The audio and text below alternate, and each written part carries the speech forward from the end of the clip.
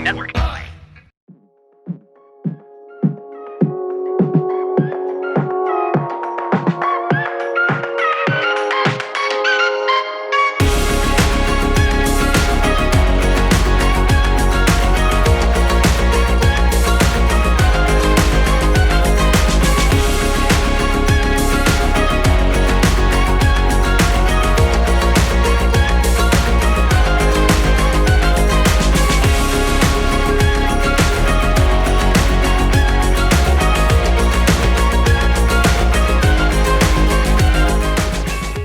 Today I'm in Portland, Oregon at Wayfinder Beer, one of my favorite all-time lager breweries, and I'm checking out some hops with them today. I harvested these hops in New Zealand with my friends at Hop Revolution, but this is the first time I'm seeing them pellet and ready to go in beer form. So come on with me, we're gonna go check them out.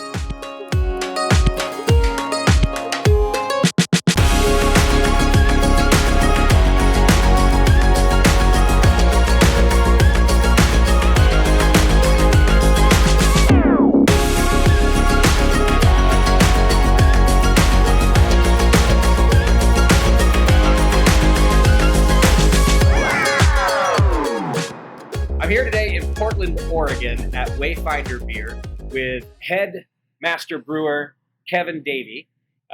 Kevin didn't know this before I got here, but he's one of my favorite brewers on the planet. I've been loving Wayfinder lagers, I'm not even exaggerating, for several years now. Awesome. Never got the chance to meet you and tell you in person, but every time I come to Portland, you're my first and my last stop.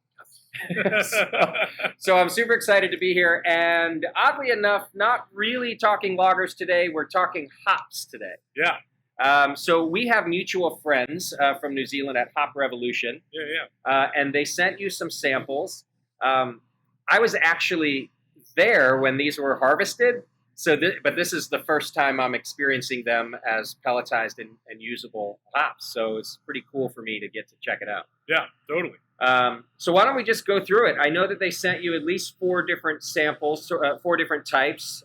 We've got the Pacific Sunrise in front of us, which is kind of a newer variety for them. And I think that they're the only ones that are going to be commercially growing it. I think this is the first crop year of this, and I think they're the only ones growing it. I think they're growing mainly 4 that I know of. Okay. And I think that they've sold so much of their Riwaka already that I think it's featured in the Hop Revolution blend, but I don't think, at least this year, we're going to see any Riwaka by itself. You've also got some Nelson, of course, some Motueka, and then their Hop Revolution blend. So I know that you've tried some of this with your staff already. I haven't really, and I thought maybe you could kind of walk me through what you think about these hops. Cool, let's do it. What do you want to start with? I think you should start with the Pacific Sunrise. Okay. It's a higher alpha hop, but I think it has more delicate aroma than the rest of them. It's like almost 12% alpha. Yeah. So you'd expect more of that really big New Zealand character out of it. Yeah.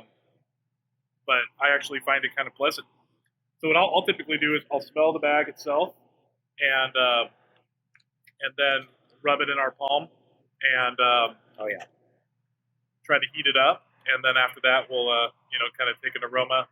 Yeah. So right out of the bag,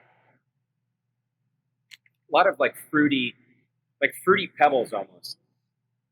Yeah. Right. A little bit of sweetness to it. I get a little marshmallow, kiwi, a little mint. There's a lot of different things going on. I think this hop's kind of cool. It is. All of that too. There's a lot going on, but it's fairly mild, so that you could kind of sprinkle it in. Nothing in there is overbearing. Yeah. So our goal here is to use this I want to try this out, see what it does in our lager beer.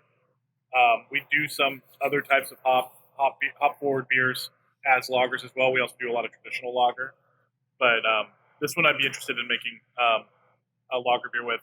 I'm sure it would be just as interesting in an IPA, but sure.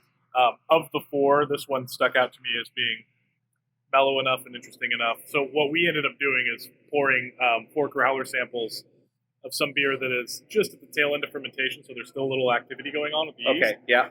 We're going to dry hop these in the growlers and leave them warm for a couple days.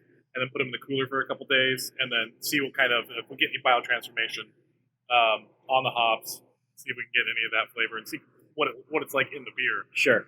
more than just rubbing it and smelling it and trying to understand it. Yeah, then you get a little better experience out of it. And are you thinking of this as a post-kettle hop, or is this a kettle hop? I'm not sure yet. Yeah. So I kind of want to know what it's like. I want to know what it's like in that dry hop and see if the flavors change or if they remain kind of similar. If it becomes across too grassy, I'd probably pull it out of the dry hop and just keep it in Sure. the kettle. It's really nice.